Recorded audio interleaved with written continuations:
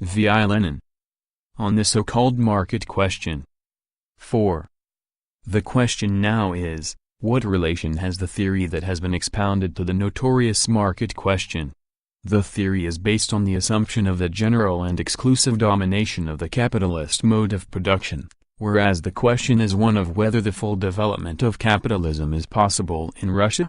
True, the theory introduces a correction into the ordinary conception of the development of capitalism, but, evidently, the explanation of how capitalism develops in general does not in the least help to clear up the question of the possibility, and necessity, of the development of capitalism in Russia. The author of the paper, however, does not confine himself to expounding Marx's theory of the process of aggregate social production organized on capitalist lines. He points to the necessity of distinguishing two essentially different features in the accumulation of capital. 1. The development of capitalist production in breadth, when it takes hold of already existing fields of labor, ousting natural economy and expanding at the latter's expense, and 2. The development of capitalist production in depth, if one may so express it, when it expands independently of natural economy, i.e., under the general and exclusive domination of the capitalist mode of production.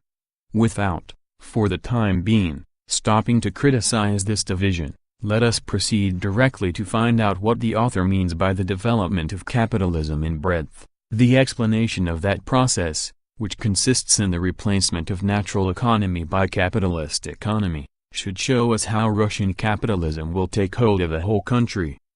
The author illustrates the development of capitalism in breadth by the following diagram, footnote 1. A. Capitalists. W. Direct producers. A1, A11, capitalist enterprises. The arrows show the movement of the commodities exchanged. C, V, M, component parts of the value of commodities. 1, 2, commodities in their natural form. 1, means of production. 2, means of consumption. The essential difference between the spheres A and W, says the author, is that in A the producers are capitalists who consume their surplus value productively, whereas in W they are direct producers, who consume their surplus value. Here I mean the value of the product over and above the value of the means of production and necessary means of subsistence, unproductively. If we follow the arrows in the diagram we shall easily see how capitalist production in A develops at the expense of consumption in W, gradually absorbing it. The product of the capitalist enterprise goes to the direct producers in the form of articles of consumption. In exchange for it the direct producers return the constant capital, C, in the form of means of production and the variable capital, V, in the form of means of consumption, and the surplus value, S, in the form of the elements of additional productive capital, C plus V. That capital serves as the basis of the new capitalist enterprise A, which in exactly the same way sends its product in the form of articles of consumption to the direct producers, and so on. From the above diagram of the development of capitalism in breadth it follows that the whole of production is most closely dependent upon consumption in foreign markets, upon consumption by the masses, and from the general point of view it makes absolutely no difference where those masses are, alongside the capitalists, or somewhere across the ocean.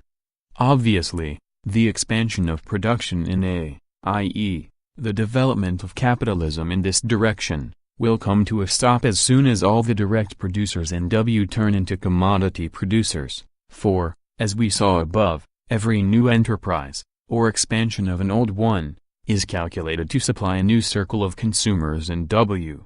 In conclusion the author says, the current conception of capitalist accumulation, i.e., of capitalist reproduction on an expanded scale, is limited solely to this view of things, and has no suspicion of the development of capitalist production in depth, independently of any countries with direct producers, i.e., independently of so-called foreign markets. The only thing we can agree with in this entire exposition is that this conception of the development of capitalism in breadth, and the diagram which illustrates it, is in complete accordance with the current, Narodnik views on the subject. It would, indeed, be difficult to depict the utter absurdity and vapidity of current views more saliently and strikingly than is done in the diagram given. The current conception always regarded capitalism in our country as something isolated from the people's system, standing apart from it, exactly as it is depicted in the diagram, from which it is quite impossible to see what connection there is between the two spheres, the capitalist sphere and the people's sphere. Why do commodities sent from A find a market in W? What causes the transformation of natural economy in W into commodity economy? The current view has never answered these questions because it regards exchange as something accidental and not as a certain system of economy. Further, the current view has never explained whence and how capitalism arose in our country any more than it is explained by the diagram. The matter is presented as though the capitalists have come from somewhere outside and not from among these very direct producers. Where the capitalists get the free workers who are needed for enterprises A1, etc., remains a mystery. Everybody knows that in reality those workers are obtained precisely from the direct producers, but the diagram does not show at all that when commodity production embraced sphere W, it created there a body of free workers. In short, the diagram, exactly like the current view, explains absolutely nothing about the phenomena of the capitalist system in our country and is therefore worthless. The object for which it was drawn, to explain how capitalism develops at the expense of natural economy, and embraces the whole country, is not achieved at all, because, as the author himself sees, if we adhere consistently to the view under examination, then we must conclude that it is not possible for the development of the capitalist mode of production to become universal. After this, one can only express surprise at the fact that the author himself adheres, if only in part, to that view when he says that capitalism did indeed, in its infancy, develop in this very easy, way, very easy because here existing branches of labor are involved, and is partly developing in the same direction even now? Since there are still remnants of natural economy in the world, and since the population is growing. Actually, this is not a very easy way of developing capitalism, but simply a very easy way of understanding the process, so very easy that it would be more correct to call it a total lack of understanding. The Russian narodniks of all shades make shift to this very day with these very easy tricks. They never dream of explaining how capitalism arose in our country, and how it functions, but confine themselves to comparing the sore spot in our system, capitalism, with the healthy spot, the direct producers, the people. The former is put on the left, the latter on the right, and all this profound thinking is rounded off with sentimental phrases about what is harmful and what is useful for human society. Notes. 1. M stands for Mehrwert, i.e., surplus value, A, alpha means and so on.